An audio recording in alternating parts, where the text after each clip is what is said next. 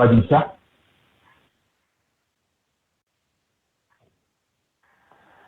Bom, boa tarde a todos que estão aqui nos acompanhando, mais esse dia do projeto social da enfermagem.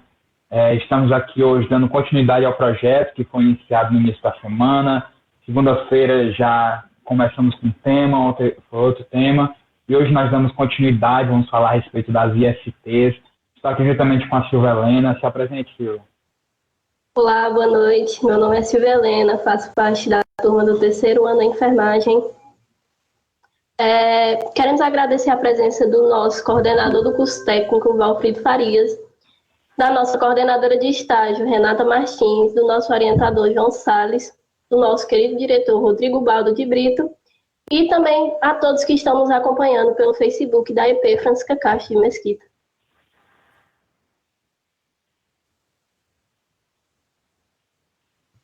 Passo agora a palavra para o Valfrido e para a Renata, possivelmente.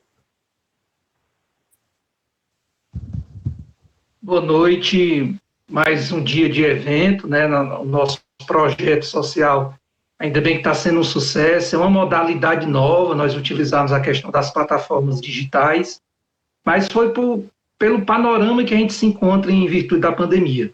E está sendo, assim, realmente muitas surpresas, porque o projeto realmente está tendo um impacto grande. No primeiro dia e no segundo dia, são mais de 1.060 pessoas que tiveram essa oportunidade de estar conosco aqui nesse momento, né? Momento formativo, os nossos alunos da escola estão dando aquele suporte, e aí eu quero iniciar agradecendo realmente o empenho de cada aluno, o apoio da escola, o Cícero novamente aí sendo nosso técnico, transmitindo esse momento, e as convidadas, a Andressa e a Sara, por estar aqui conosco para contribuir para esse momento formativo. Também aproveito a oportunidade de agradecer todos aqueles que já participaram até o momento e os que irão participar. Então, a gente tem que aproveitar esse momento, cada aluno, a comunidade que está nos ouvindo aí pelo Facebook, o chat disponível para que vocês possam realizar os questionamentos. Nós temos os alunos que estão de olho nesse chat e que irão conduzir esse momento, questionando as nossas convidadas. Então, esse momento é de vocês. Aproveitem que a escola está disponibilizando essa modalidade nova para a gente poder interagir nesse momento de tanto isolamento, tá certo? Quero passar aqui um momento aqui a palavra para a Renata, para dar também as boas-vindas, tanto às convidadas quanto à comunidade que nesse momento nos ouve. Olá, boa noite a todos. Como o Valfrido e os alunos já me apresentaram, eu sou a Renata, coordenadora que acompanha o estágio. Gostaria aqui de destacar, né, a minha alegria por esse momento, a satisfação em ver que esses meninos, mesmo distante da escola, mesmo diante do momento de pandemia que nós estamos vivendo, e de certa forma do anseio de concluir o estágio, eles não estão parados, eles estão trabalhando, eles estão atuando em prol da saúde, em prol da educação, para uma saúde melhor, para o nosso público que está nos acompanhando pelo Facebook. Gostaria aqui de dar as boas-vindas, né, a todo mundo que está nos vendo pelo Facebook, como também as convidadas que hoje vão somar aqui com os nossos alunos e que prontamente deram o seu sim, disponibilizaram o seu tempo, que eu sei que é precioso, né? São duas excelentes profissionais. A Andressa, sempre nossa parceira da EP. Então, muito obrigada, Andressa, muito obrigada, Sara. Sejam bem-vindas de forma virtual à nossa escola, né? Esse é um momento para nós de satisfação, de estar vendo um trabalho cumprido, né? De estar vendo a autonomia desses meninos na condução desse projeto. Desde já eu parabenizo também ao Valfrido, quando coordenador da turma, a toda a turma do terceiro ano de enfermagem 2020, que está muito empenhada. Além desse projeto, dessas ações através do YouTube, eles estão atuando muito no Instagram, tem muito material legal, eles com certeza vão divulgar aqui para vocês ou no chat, né? Para vocês seguirem os Instagrams, que eles estão divulgando material bem elaborado, com com muito amor, com muita cautela para vocês. Então, aproveitem, gente, esse momento, se conectem, mandem o link aí para os amigos, compartilhem também no Facebook de vocês, criem salas no Facebook de vocês para assistir esse momento, que com certeza vai ser de muito aprendizado. Né? Destacar também aqui o professor que está orientando a turma, que hoje é o professor João Salles, né? E agradecer mais uma vez a disponibilidade do professor Cícero em estar fazendo essa conexão, né? Nos ligando, nos levando às casas dos nossos alunos, de todas as pessoas que estão conectadas conosco. Então, muito obrigada pelo espaço, aproveitem a noite, mais uma vez, Silvelena e Matheus, que estão na condução, parabéns, e os nossos agradecimentos às duas convidadas de hoje. Muito obrigada.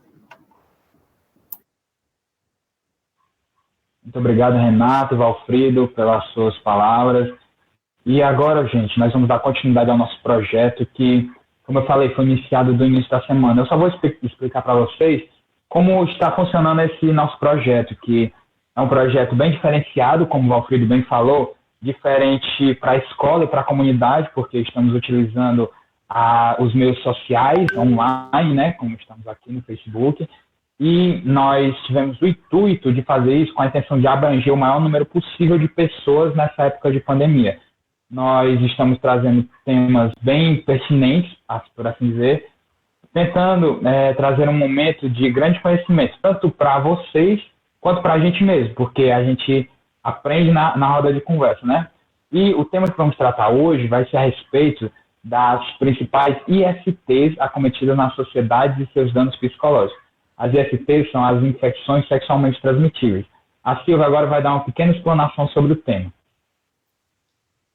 Bom, as ISTs elas podem ser causadas por micro-organismos, bactérias, vírus, e elas são transmitidas principalmente pelo ato sexual, né, de todo tipo, sem o uso de camisinha, seja ela feminina ou masculina, e seja que um dos dois parceiros esteja infectado com qualquer uma das ISTs. Hoje, para nos ajudar a debater a respeito dessa temática, nós trouxemos duas convidadas muito especiais, que são elas, a Sara Feitosa, que nós queremos agradecer sua participação, ela que é enfermeira graduada pelo Centro Universitário INTA e pós-graduanda em Urgência e Emergência, e também queremos agradecer a participação da psicóloga Andressa Virginia, que ela é graduada pela Universidade Federal do Ceará, pós-graduada em Saúde da Família e Comunidade, pós-graduada em Neuropsicologia, Psicologia Social e Psicologia Clínica, que essas duas integrantes estarão juntamente conosco, nos ajudando a trazer um momento enriquecedor, tanto para elas, quanto para vocês que nos assistem, quanto para nós mesmos que estamos aqui fazendo a produção de tudo isso para vocês. Nesse momento, eu queria chamar a Sara Feitosa para nos ajudar com a sua participação. Olá, boa noite. Estão me ouvindo? Sim, perfeitamente. Pronto. Queria agradecer o convite, né, que veio do Matheus. Quero parabenizar a escola por essa ação, né, os organizadores. Eu venho acompanhando durante a semana e são temas bastante relevantes e está sendo de grande importância, né?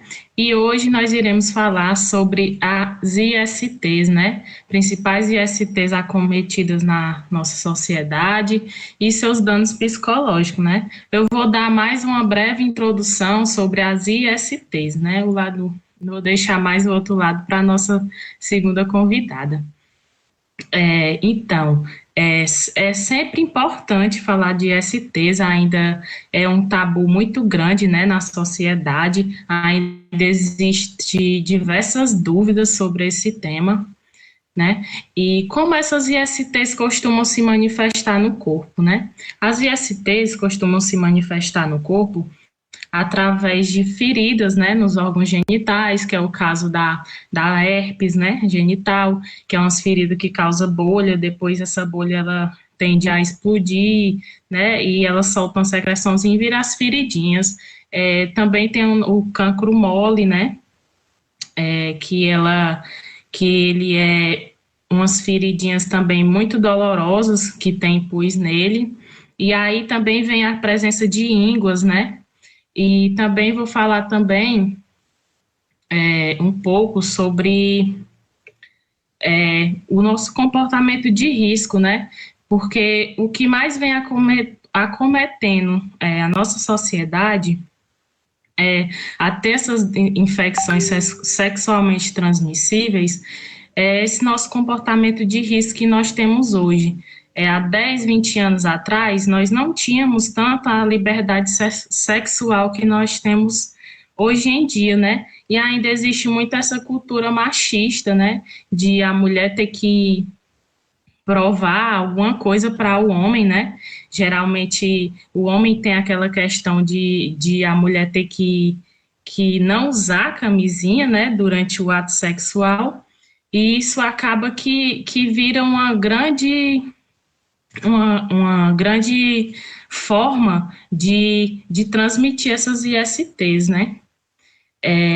E como a enfermagem, ela pode estar atuando, né, nessa desinformação, nessa cultura ainda, ela pode estar juntamente fazendo isso que nós estamos fazendo hoje, né, juntamente nos postos de saúde, fazendo grupos temáticos, né, a distribuição de camisinhas, né, femininas e masculinas, as testagens, né, que eu venho aqui ressaltar, que é muito importante, né, falar para vocês que o PSF é aberto para você ir e fazer esse teste, não precisa ter vergonha, não tem exposição, né, é de uma forma sigilosa, você não precisa se preocupar com isso, você não vai ser exposto de forma alguma, né?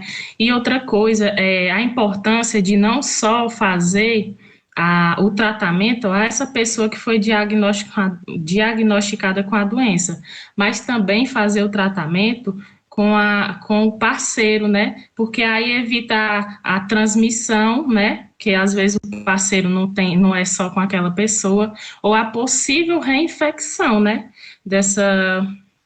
Desse parceiro. E eu quero ressaltar também a importância, né, de você se observar, você se conhecer durante o seu banho, você se olhar, você ver se você está com alguma feridinha, se você tem algum tipo de corrimento, não só para as ISTs, mas também para outras doenças como câncer, né? Como câncer de mama, câncer de pele, sempre a gente tenta ressaltar essa importância na observação.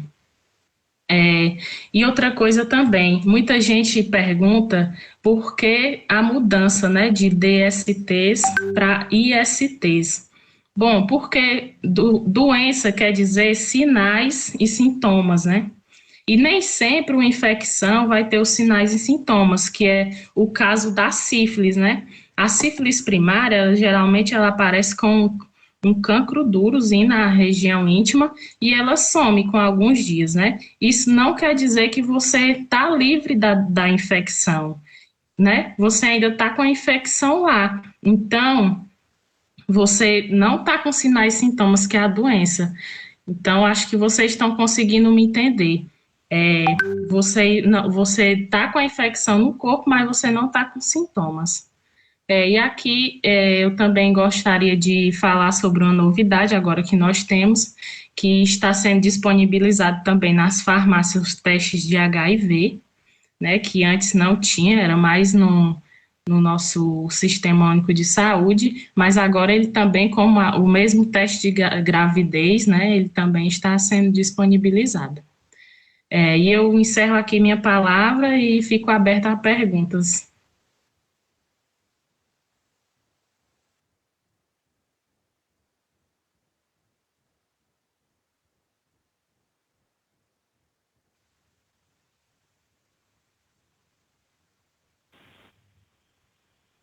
Muito obrigado, Sara, mais uma vez pela sua participação. Eu agradeço de coração mesmo por você ter aceitado o nosso convite, você ter participado conosco.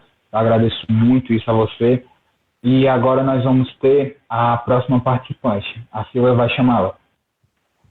queremos convidar a nossa psicóloga, Andressa Virgínia, para debatermos um pouco com a gente sobre o assunto. Boa noite a todos e a todas. Como sempre, é uma alegria, uma satisfação estar com vocês, mesmo que virtualmente, no que eu posso contribuir diante do meu pouco conhecimento, que eu sempre digo que é pouco, que a gente sempre está aprendendo mais e mais, nesse projeto tão bacana, tão interessante, que eu também estou conhecendo hoje, da EP Francisca Castro de Mesquita. Queria agradecer o convite da turma da enfermagem, através da Silvia Helena, quem foi que falou comigo, agradecer à professora Renata, ao professor Valfrido pelo acolhimento de sempre, e dizer que mesmo distante, né, cada um em casa, me sinto muito acolhida pela escola e é sempre uma satisfação e uma alegria poder contribuir, tá? Então, trazendo um pouco da minha área para a nossa conversa e os impactos psicológicos no que diz respeito às infecções das ISTs na população. Quero começar, né, localizando a gente no panorama mundial, né, de como a gente vai estar conversando sobre isso no panorama mundial, e aí a gente vai afunilando o nosso papo até a gente chegar nos nossos dias, né, na nossa rotina, na nossa comunidade. E para, né, destacar, né, o primeiro dado que eu trago para vocês é que a OMS, a Organização Mundial de Saúde, estima que mais de 1 milhão de pessoas adquirem ISTs diariamente no mundo, sendo que 500 milhões de pessoas com ISTs curáveis, outras 530 milhões contaminadas com o vírus da herpes genital e cerca de 290 milhões de pessoas com o papiloma vírus humano, que é o HPV.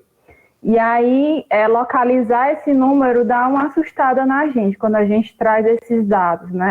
São dados recentes e são dados importantes para que eu destaque mais uma vez a importância desse evento diante da comunidade e diante ainda de um processo de educação e saúde que precisa sempre ser reformulado, precisa sempre ser construído. E trazendo para o nosso país, eu trago assim uma situação muito histórica, uma questão histórica, que foi a questão do começo dos anos 80, no Brasil, onde os primeiros casos de HIV foram sendo descobertos. Né? O primeiro caso de AIDS, no caso, foi em 1982, na cidade de São Paulo, e no mundo, no início dos anos 80, também no mundo.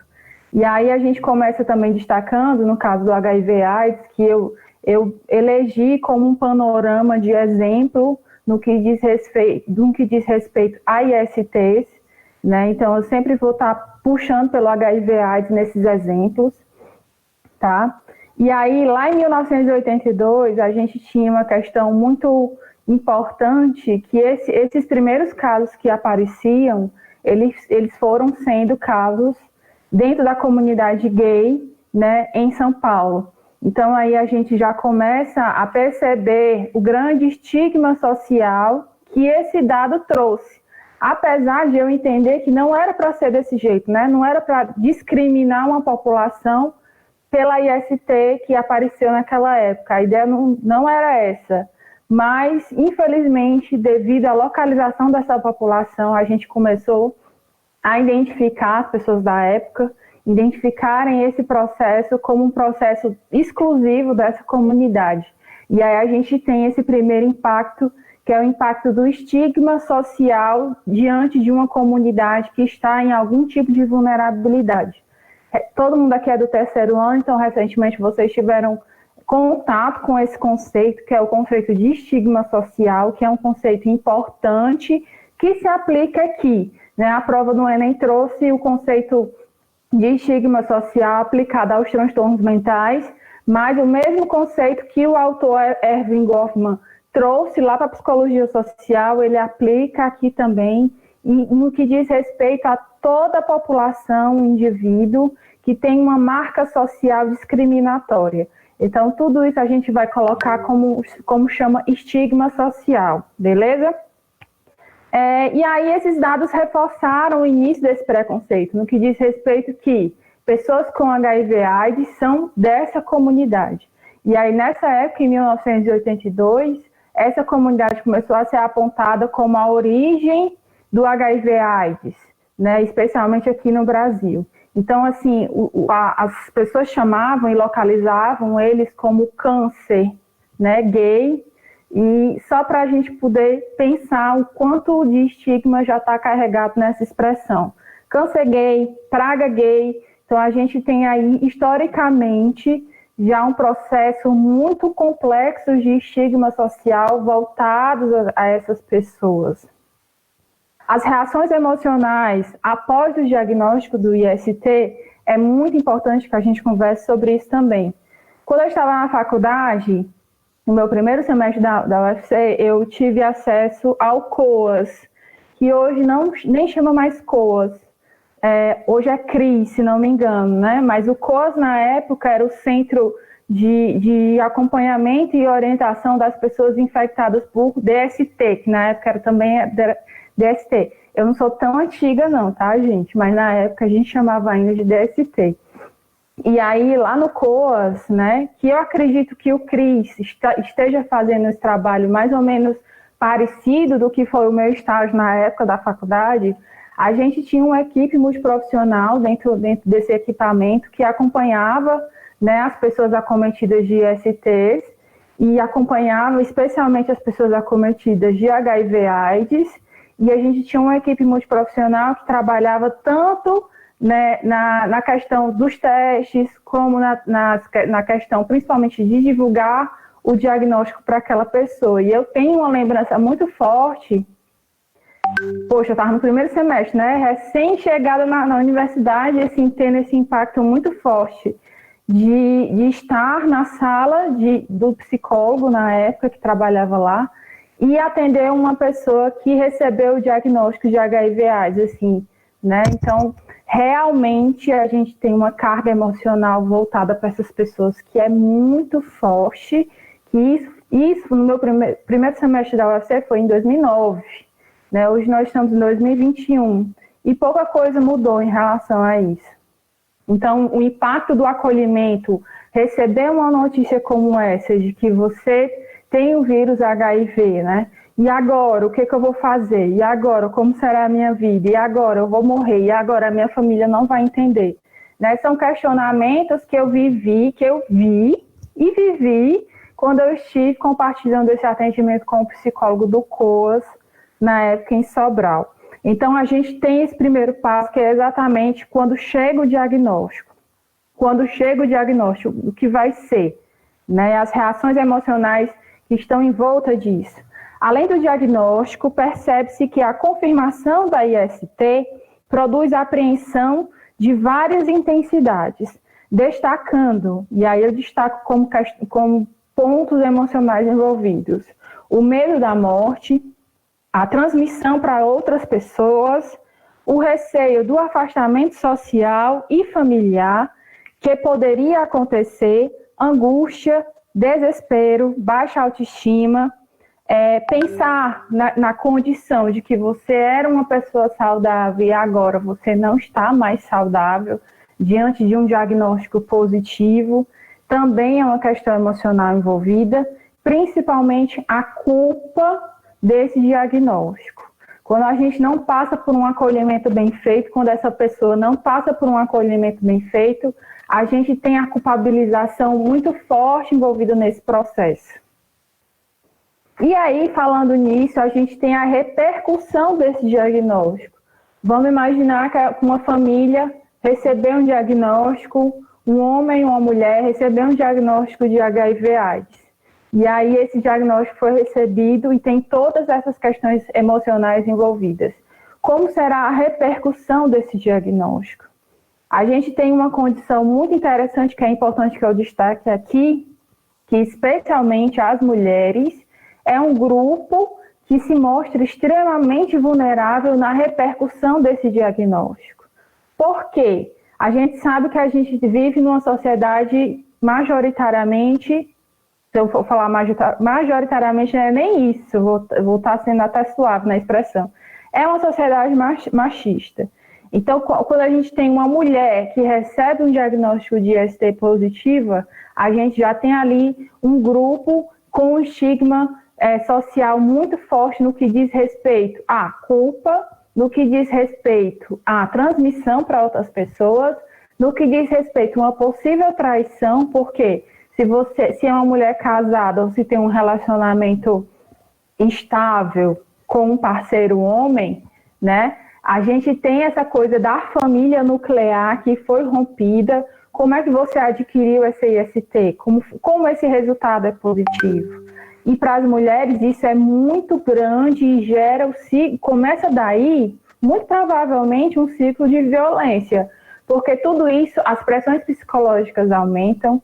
Se a família não tem um acolhimento necessário para aquela pessoa, muito provavelmente ela vai precisar sair daquele lugar. E aí a gente tem um índice muito, muito importante. Quando eu digo um índice importante, não que seja importante no sentido positivo. Ele é importante porque a gente precisa olhar para ele. Ele é importante porque a gente precisa dar atenção a ele. Então, a gente tem um índice muito importante, que é o índice de pessoas que hoje estão em situação de rua, que foram expulsas de casa devido exatamente ao não acolhimento desse processo no seio familiar.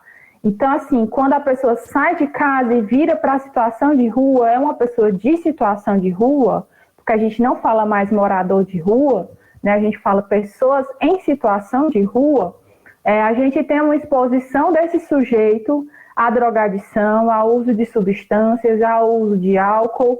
Então, isso vai atuar muito mais no que diz respeito a fatores destrutivos na vida daquele sujeito.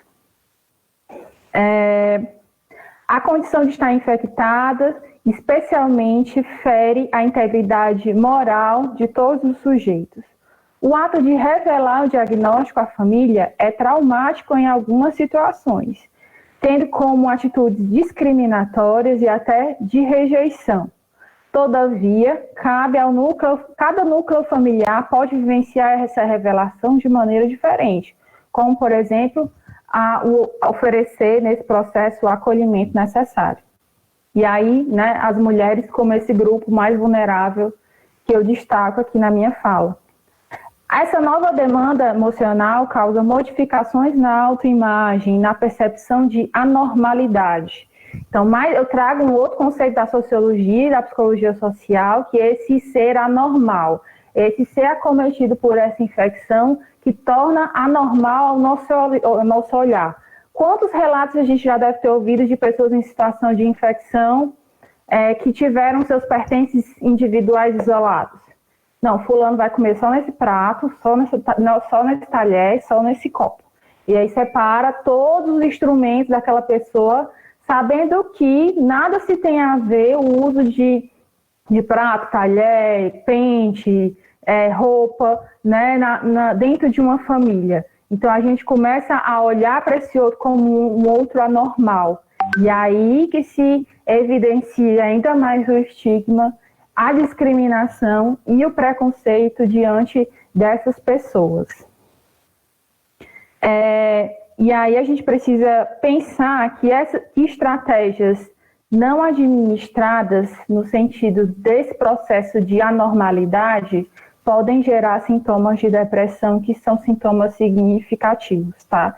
Então, além de todas essas questões emocionais que eu já citei, eu cito também quadros depressivos, que são quadros que aparecem quando a gente não tem uma família que acolhe, quando a gente não uma família funcional que possa acolher essa demanda e quando o sistema de saúde também não consegue administrar no que diz respeito à equipe multiprofissional acolhedora e que faça esse acompanhamento a médio e longo prazo.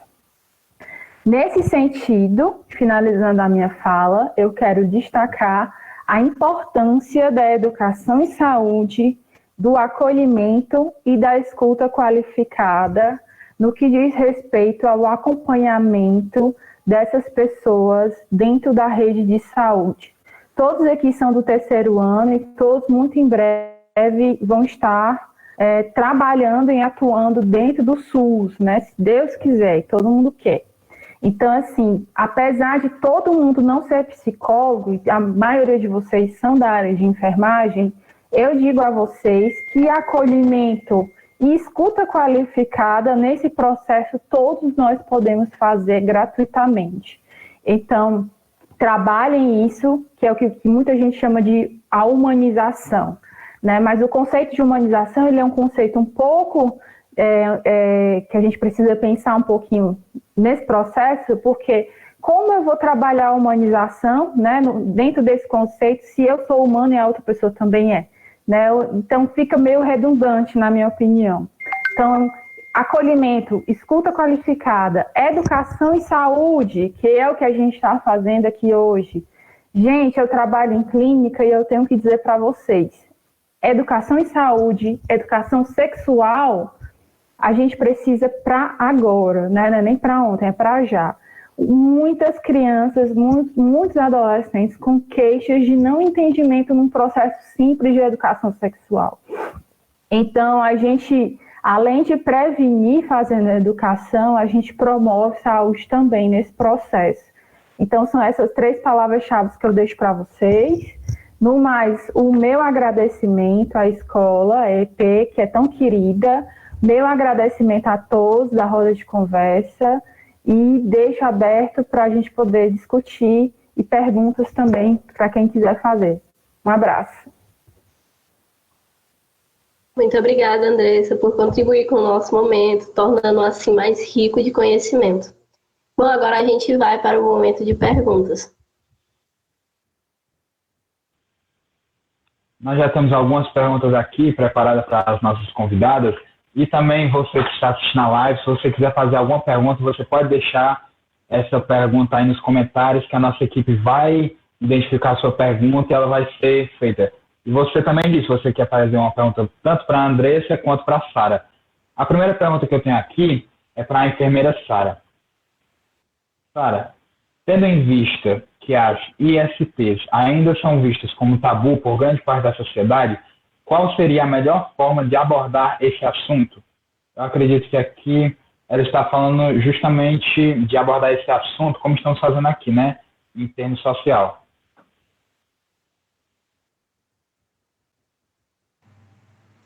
Pronto, eu até falei um pouco da minha fala sobre isso, né?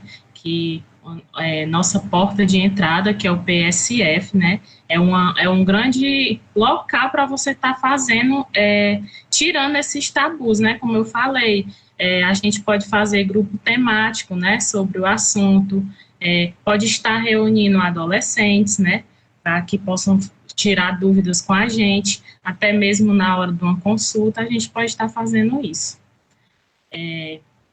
Também alertar os pais para também ter essa conversa dentro de casa, não ter vergonha, porque é melhor aprender em casa do que você aprender fora e de uma forma errada.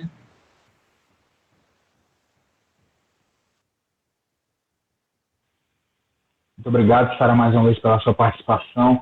A próxima pergunta que temos aqui é uma pergunta direcionada para a Andressa. Andressa, na sua concepção, qual seria a melhor forma de enfrentamento do paciente com algum IST, como exemplo a AIDS na sociedade, visto que no passado foi alvo de diversos tabus? Então, né, partindo do pressuposto do que eu já falei, né, historicamente a gente tem esse estigma social. Quando algo ultrapassa para ser patamar de estigma social, quer dizer que ele já está muito profundo dentro da nossa cultura, né? Hoje, né, 2020, 2021, muitas chaves viraram, muitas coisas estão mudando muito rápido.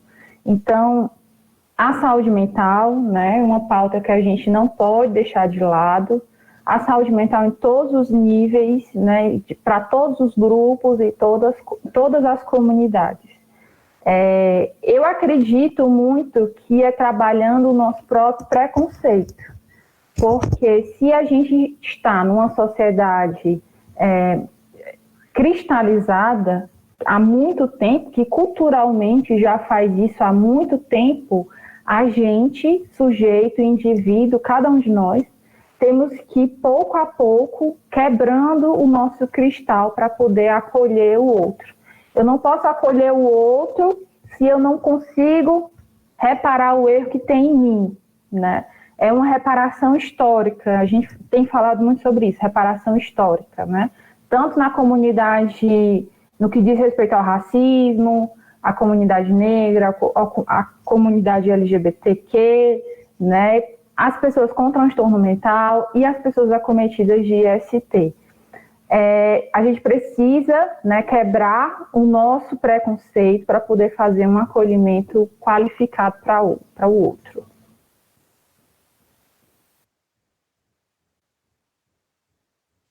Pronto, agora a gente vai para mais 2 perguntas, tá? Vou dirigir a primeira pergunta, direcioná-la a Sara, que seria: em seu ambiente de trabalho, qual grupo social é mais acometido com as ISTs e qual seria a abordagem informal?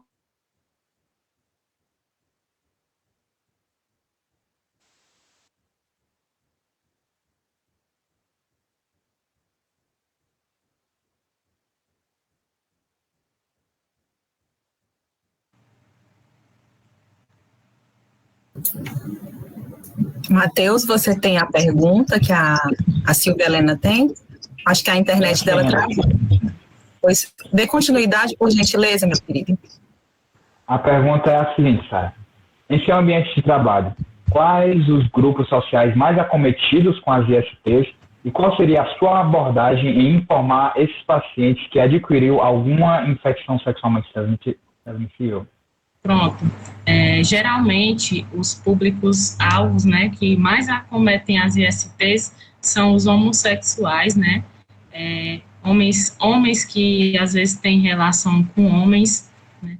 Pessoas, como eu posso dizer, de menor poder aquisitivo, que têm menos informações, também são muito acometidos.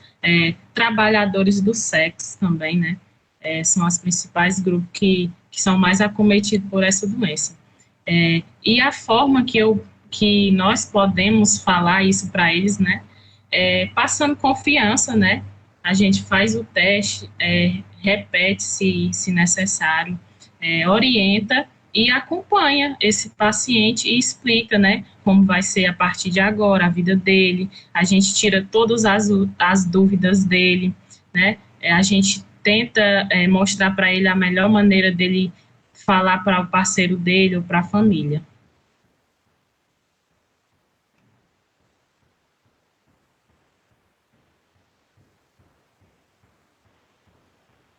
Muito obrigado, Sara, mais uma vez pela sua participação. A próxima pergunta que temos vai ser direcionada para a Andressa. Andressa, quais os danos psicológicos mais comuns com as pessoas que adquirem as infecções sexualmente transmissíveis? Então, né, como eu já havia citado, a gente tem emoções que afloram muito no momento do diagnóstico, né? Então, a gente tem o medo da morte muito forte, a gente tem a ansiedade de como vai acontecer, como a nossa colega enfermeira já citou, né? Como a vida vai proceder de agora em diante. O medo da morte, a incerteza são muito fortes. Nisso, a gente tem um processo ansioso envolvido, né? Como eu irei falar para a minha família, como eu irei falar para o meu parceiro, para a minha parceira que eu estou passando por isso nesse momento. E a longo prazo, médio prazo, a gente tem quadros depressivos envolvidos nesse processo, exatamente pelos estigmas sociais envolvidos que eu já conversei, né, já citei aqui eles para vocês. Então, a médio prazo, longo prazo, a gente tem quadros depressivos muito recorrentes. Por isso, a importância de ter-se uma equipe multiprofissional que acompanhe essas pessoas, né? Dentro da UBS, a gente tem as equipes multiprofissionais e elas são essenciais para o acompanhamento a médio prazo dessas famílias, né? E, especialmente, lembrando que a gente precisa olhar para esse público com um olhar mais interessante no que diz respeito a exatamente a saúde mental, né? Porque são públicos, como já foi citado pela colega enfermeira, que estão, a maioria deles, em um quadro de vulnerabilidade social, né? Questões socioeconômicas, questões de exposição por violência, questões por vulnerabilidade. Então, a gente precisa cuidar desse público não só da doença, né? que eu acomete, mas de todo um contexto social e econômico que está ao redor dessa pessoa.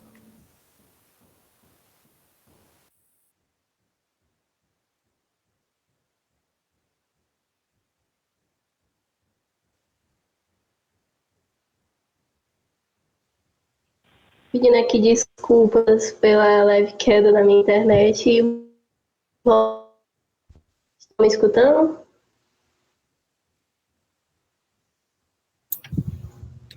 Sim, Silvia. Certo, muito obrigada.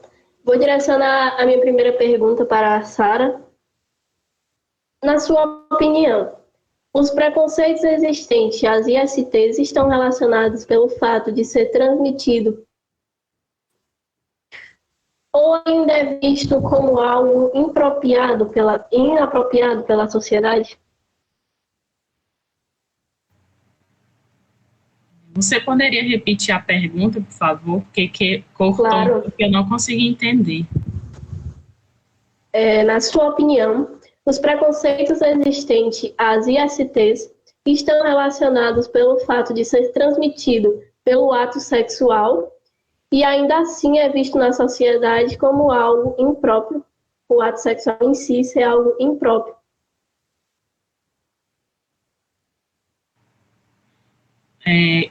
Ainda cortou. Você pode repetir novamente, por favor? Claro, sem problema. Na sua opinião, os preconceitos existentes pelas ISTs estão relacionados somente pelo fato delas se transmitirem pelo ato sexual, visto que o mesmo ainda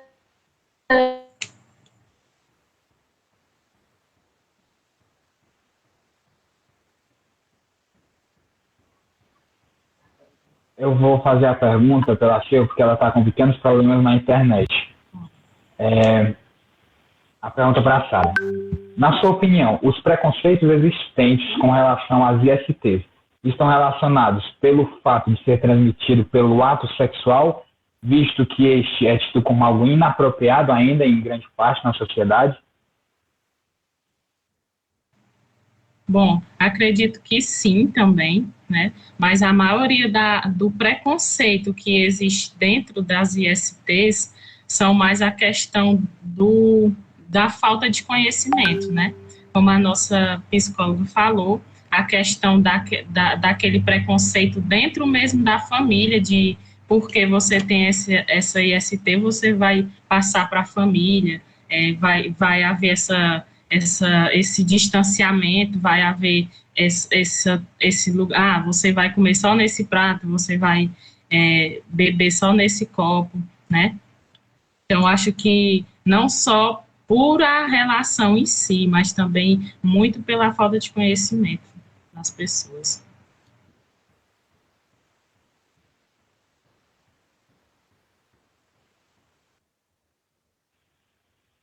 Muito obrigado, Sara. Aqui temos outra pergunta direcionada para você, Sara, a pergunta é assim: o que é PrEP e PEP?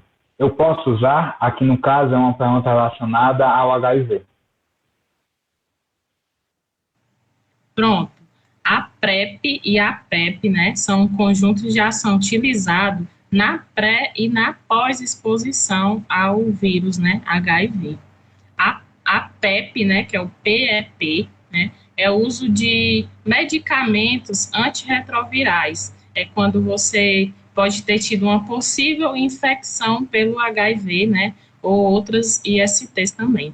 Né, que a PEP, né, é a profilaxia de exposição, a profilaxia pós-exposição, né? Ela é,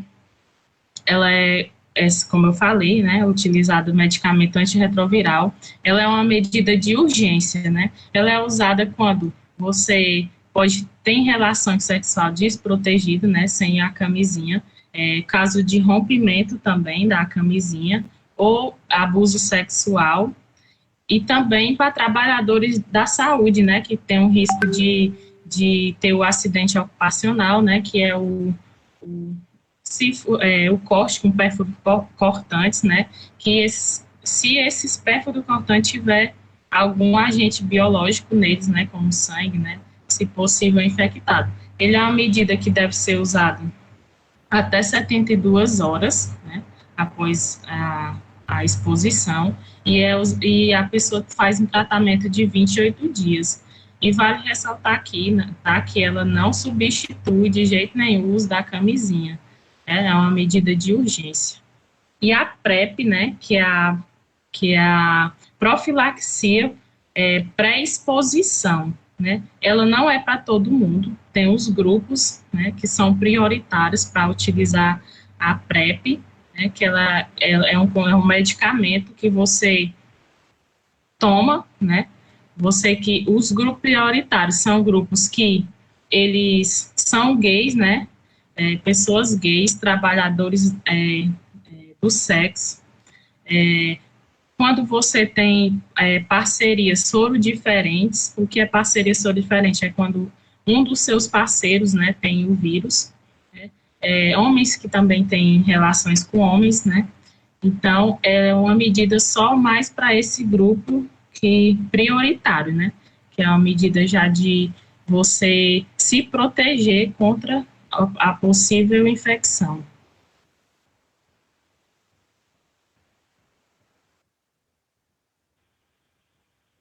Muito obrigado, Sara, mais uma vez. Eu acredito que essa é uma dúvida muito existente para muitas pessoas que não sabiam a respeito da PrEP e da PEP. E dando continuidade aqui, nós temos uma pergunta agora direcionada para a Andressa. Andressa, qual a melhor forma de fazer uma boa escuta qualificada e com uma humanização, mesmo não sendo profissional? Há risco de piorar a situação? É uma boa pergunta, principalmente em tempos de pandemia. Gente, escuta qualificada é algo que o trabalho do psicólogo principalmente atua nessa área, né, de escutar de maneira qualificada um paciente, um sujeito. Só que todo mundo pode exercitar a escuta qualificada, né? Quando eu falo escuta qualificada, o que a gente pensa? É prestar atenção ao que o outro tem a dizer de maneira total, de maneira integral. É dispor a atenção para aquela pessoa, né? E aí tirar, ou pelo menos tentar tirar de nós, naquele momento que você está ouvindo outra pessoa, preconceitos, julgamentos, né? Ideias que poderiam, aí que tá, né? As ideias que poderiam dificultar esse processo. Então, se você tem um amigo que está passando por uma situação difícil nesse momento, ou no caso do nosso tema aqui, que recebeu um diagnóstico de ISP recente, que está em sofrimento mental, você pode ofertar a sua escuta, né, qualificada, que é permitir que o outro fale e fale o que quiser e deixe ele falar até quando se esgotar, né, a fala dele e fazer com que você permaneça no lugar de escutar. Né? Escutar é diferente de ouvir. Ouvir está ligado ao nosso ouvido, né? Enquanto anatomia, ouvido. Escutar vai muito além, né? Escutar vai no processo de atenção total àquela pessoa. A psicologia, ela basicamente, né, a base da pirâmide do meu trabalho é a escuta qualificada. Então, eu já faço isso como exercício diário. Mas toda pessoa que escuta pode ofertar uma escuta qualificada a uma pessoa que necessita. Você não vai intervir enquanto profissional. Aí eu sugiro que, se você for fazer uma coisa parecida com isso, você pode escutar. E aí você escuta e encaminha a um profissional qualificado. Encaminha a unidade básica de saúde, encaminha para a psicologia, para o psicólogo que está lá no postinho, encaminha para a enfermagem, encaminha para a medicina. A gente escuta, acolhe, tenta sanar esse sofrimento naquele momento e aí faz o encaminhamento, porque a gente não é profissional da área. É assim que a gente pode ajudar as pessoas ao nosso redor.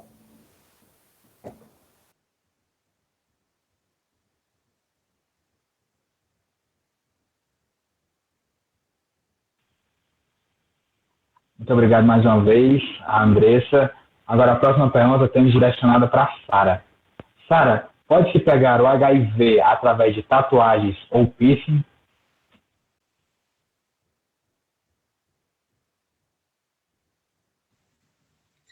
Bom, depende muito, né, do tipo de esterilização usada pelo profissional, né? Mas pode sim, pode acontecer. se não, esse material não for descartável, esse pérfuro cortante não for bem esterilizado, né, pode acontecer. Não só o HIV, mas como outras doenças também.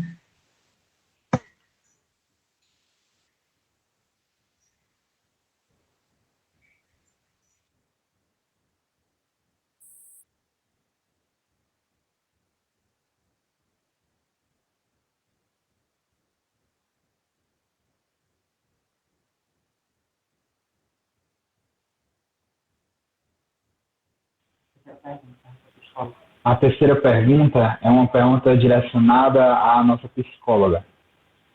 Você acha que o aumento das ISTs são por conta de influência da falta de informação dos pais no início da vida sexual dos filhos? Tem muitas questões envolvidas, né? Como a gente já citou aqui. A gente tem uma população que está muito próxima à vulnerabilidade social, né? Então, a gente tem adolescentes expostos à vulnerabilidade muito cedo, né? E quando eu falo vulnerabilidade, você imagina que é um conceito gigantesco, né? Então, numa comunidade vulnerável, o que a gente pode encontrar no quesito social? A gente pode encontrar drogadição, a gente pode encontrar pessoas fazendo uso de álcool e drogas muito próximo àquela família. A gente tem a exposição do trabalho infantil. Pense, imagine que eu estou esticando, ó, trabalho infantil. O que tem trabalho infantil com IST? Né? Às vezes a gente nunca faz esse paralelo, porque a gente está tão na robótica do nosso trabalho, né? Tanto na UBS como no estágio, na escola. IST é isso, né? Mas aí quando a gente para olhar no macro, no sentido social, a gente estica muito o nosso olhar. Então, trabalho infantil, abuso de álcool, abuso de substâncias, né, abuso sexual, violência doméstica, tudo isso está ligado. É um contexto que está interligado. Então, na minha opinião, não necessariamente a falta de educação dos pais no que diz respeito à transmissão do conhecimento para as crianças e adolescentes faz parte desse processo. Ele é muito grande? Ele é muito grande, como eu citei, né, na minha fala. No meu consultório, eu sinto a necessidade de educar os meus pacientes adolescentes para esse assunto, porque em casa a gente não tem esse acesso, né? Em casa eles não têm essa abertura. Mas quando a gente estica o nosso olhar para uma comunidade vulnerável, a gente tem multifatores envolvidos nesse processo. Então, a educação é muito grande envolvida, mas ela não é só o único fator. Existem muitos outros fatores que, combinados, são um coquetel perigoso para as infecções, né? Especialmente em adolescentes. E aí a gente tem o grande tema, né, que foi debatido durante muito tempo, né, no meu tempo de escola, acredito de muita gente aqui, que é a tal da gravidez na adolescência. Né? A gravidez na adolescência é um assunto que todo ano a gente precisa falar nele. Mas não é só a gravidez, a concepção em si. Tem muitas coisas envolvidas que são multifatoriais, que são sociais, que estão dentro da comunidade, que estão no território, que a gente precisa flexibilizar o nosso olhar para poder colocar uma lupa e entender o que está acontecendo ali. Então, a gente tem um problema muito grande que é a falta de educação em saúde. Eu falo, falta de educação não é a falta da transmissão do conhecimento daquele assunto. Então, falta transmissão de conhecimento, falta a gente poder perceber as questões sociais envolvidas nesse processo e falta, sim, a gente trabalhar as questões de vulnerabilidade econômica e social, que são uma população que está diretamente exposta a esse tipo de problemática. Pronto, todos estão me ouvindo? Sim. Vou direcionar uma pergunta à Sara. Se eu tenho uma coceira estranha, dor ou fluidos, isso significa que eu tenho algum IST?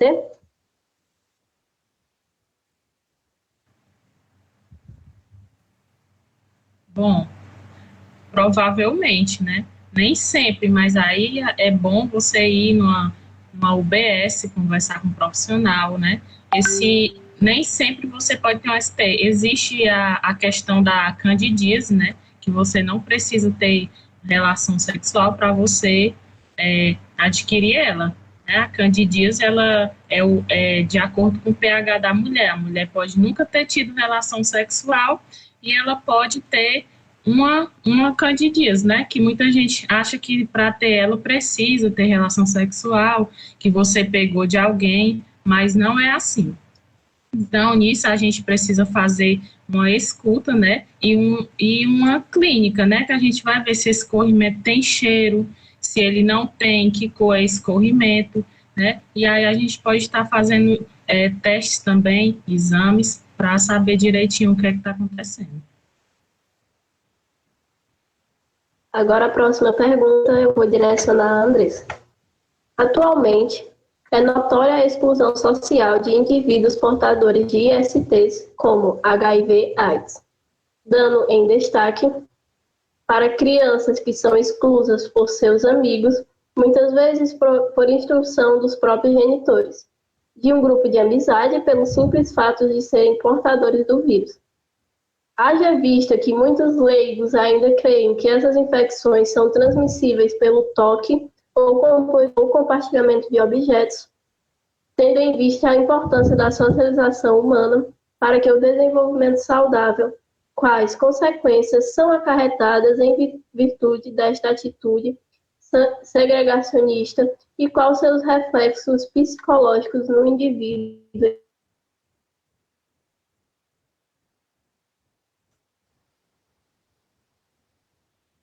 O finalzinho ela cortou, bem no final. Pronto, vou repetir. A pergunta da parte final. Tendo em vista a importância da socialização humana para o desenvolvimento saudável, quais as consequências são acarretadas em virtude desta atitude segregacionista e quais seus reflexos psicológicos no indivíduo enquanto criança? É uma senhora pergunta, né? Gostei muito.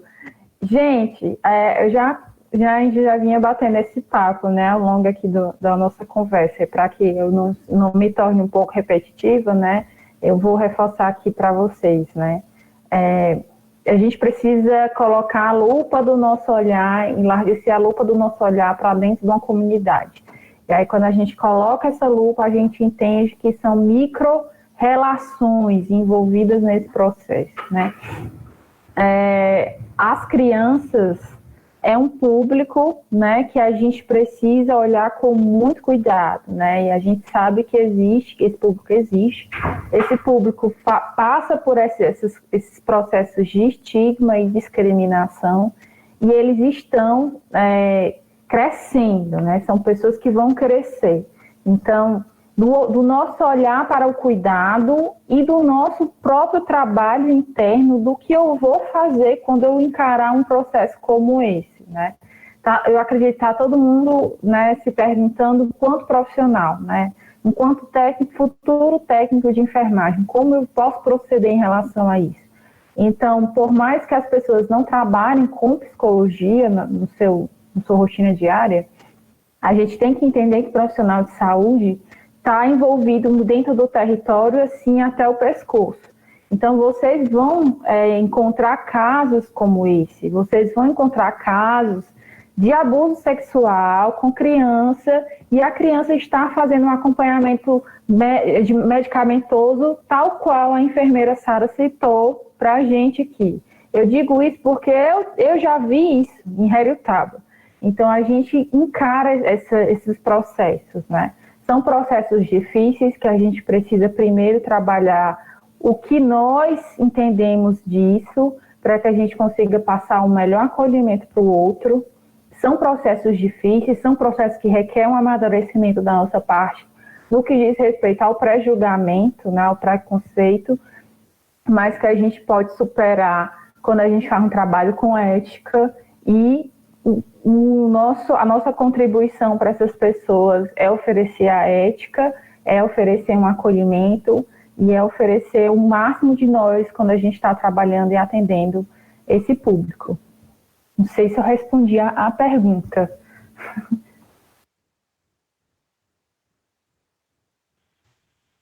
Eu acredito que tenha respondido sim, viu, Andressa? Sim, respondeu perfeitamente. Nós temos outra pergunta, dessa vez direcionada para a enfermeira Sara. Sara, perguntaram se você poderia explicar um pouco sobre as glândulas de Tyson, que são bem comparadas com algumas ISTs.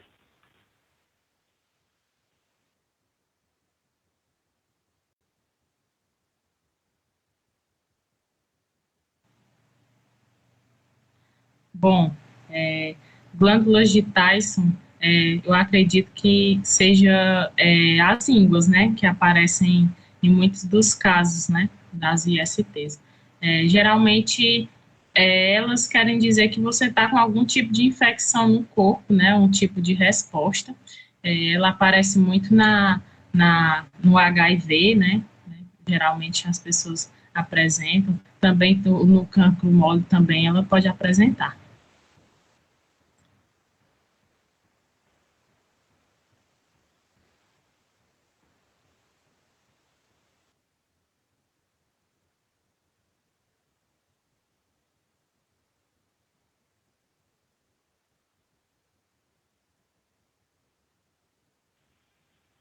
Outra pergunta, dessa vez direcionada para a Andressa. Andressa, qual a importância dos jovens terem um acompanhamento dos pais diante do assunto das ISTs, já que é muito comum os pais não tocarem no assunto na relação sexual? Muitas vezes sentem vergonha ou até mesmo o medo de achar que ao falar sobre sexo, ele vai influenciar o filho a começar a praticar o ato. Pronto, muito interessante essa pergunta. O resultado que a gente tem, pessoal, é um resultado muito próximo ao que eu tenho enxergado na minha rotina de trabalho. Crianças não, adolescentes, muito sem entendimento algum do que acontece. Então, a gente tem uma questão zero de educação. São pessoas que estão na adolescência e não tem nada de educação sexual, de entendimento sobre esse assunto. A gente vive um momento, especialmente um momento reforçado pelo governo que a gente está passando, né? A gente está passando por um governo muito retrógrado no que diz respeito à educação sexual, e é exatamente isso, às vezes, dentro da nossa inconsciência, isso reforça esse padrão de comportamento. Então, não é nem tanto que a família não deseje, mas ela não consegue, né? Porque a gente não tem uma comunidade ao redor, né? A gente não tem um Estado ao nosso redor que oferte esse suporte. Se já era difícil trabalhar isso dentro de uma casa, dentro de uma família, hoje está muito mais. Então, o que eu digo a pais que estão aqui, né, nos assistindo, é que realmente procurem um apoio se você tem dificuldade em relação a trabalhar esse assunto, né, dentro de casa. Procurem um auxílio de um profissional da enfermagem, procurem um auxílio de um profissional da psicologia, procure a rede de saúde, faça esse trabalho, né, se esforce para que isso seja feito da melhor maneira possível.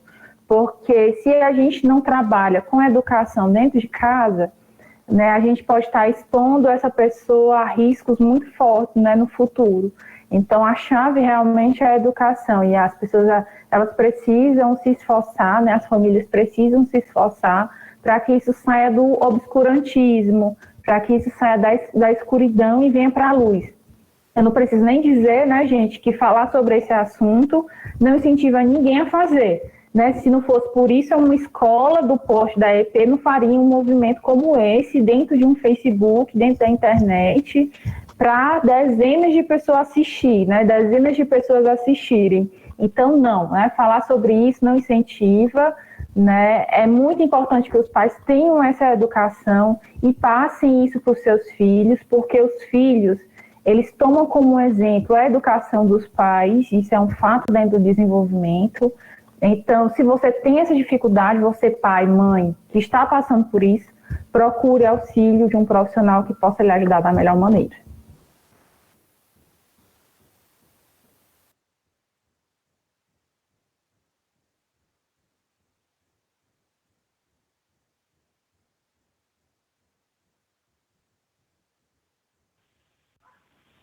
Bom, não tivemos mais nenhuma pergunta, então agora nós estamos dando início ao nosso encerramento, né? O início ao encerramento, até um pouco o contrário, né?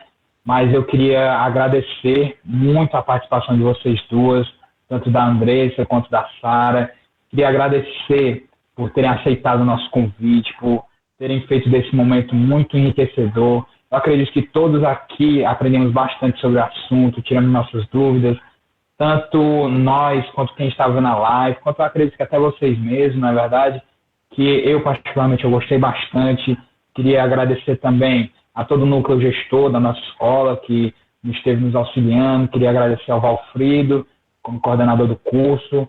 Queria agradecer ao nosso orientador, João Salles, que também estava nos ajudando, a coordenadora Renata, nossa coordenadora de estágio, ao diretor Rodrigo, inclusive melhoras ao diretor.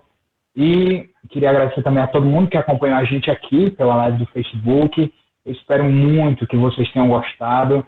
E eu queria também agradecer a participação de toda a minha equipe que estávamos juntos para fazer essa temática de hoje. Agradecer a Silvia, ao Caio, Franciane, Franciele, Santiago e Fernando. Você quer falar alguma coisa, Silvia? Bom, somente agradecer, né, pelo fato das meninas terem aceitado o nosso convite. Estamos muito gratos por isso. Que possamos nos encontrar mais vezes em outras lives para debater mais sobre diversos assuntos. E fica aqui meu agradecimento. Muito obrigada.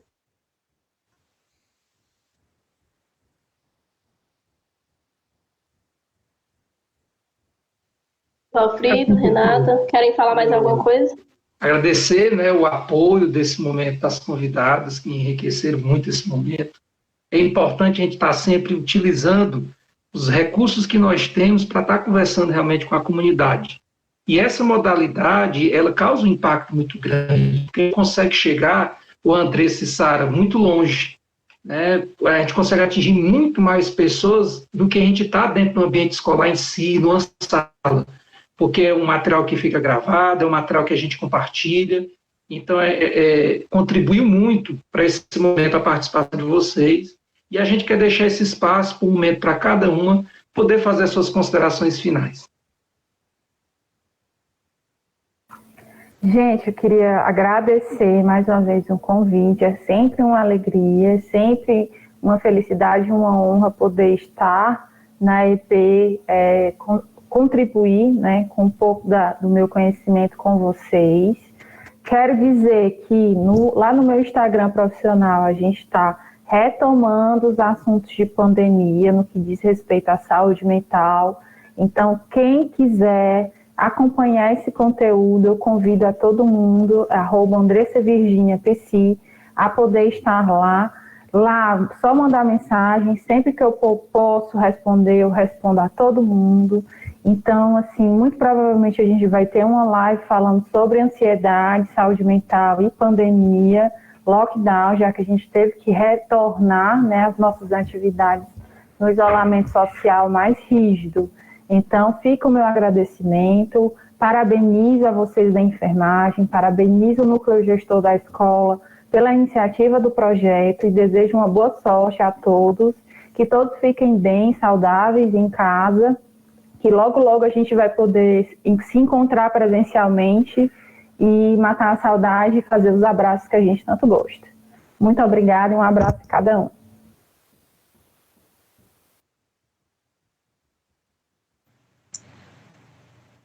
Também gostaria de agradecer o convite da escola.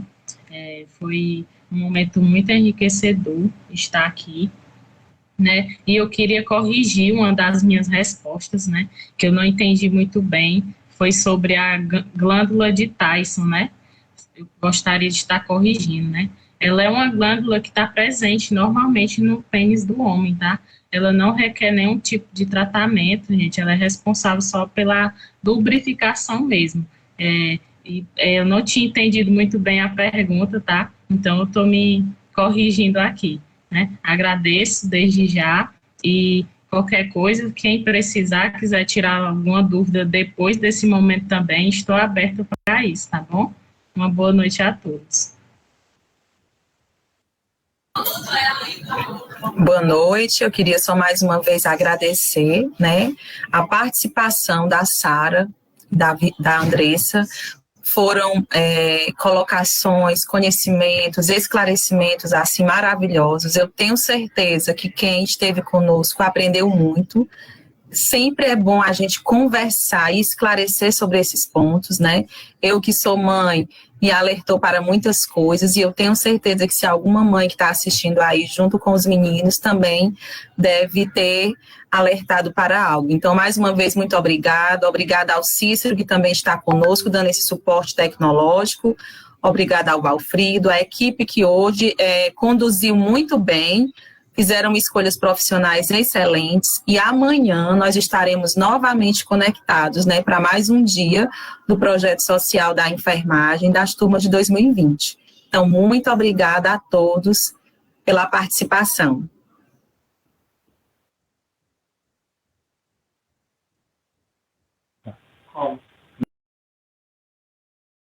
A todos.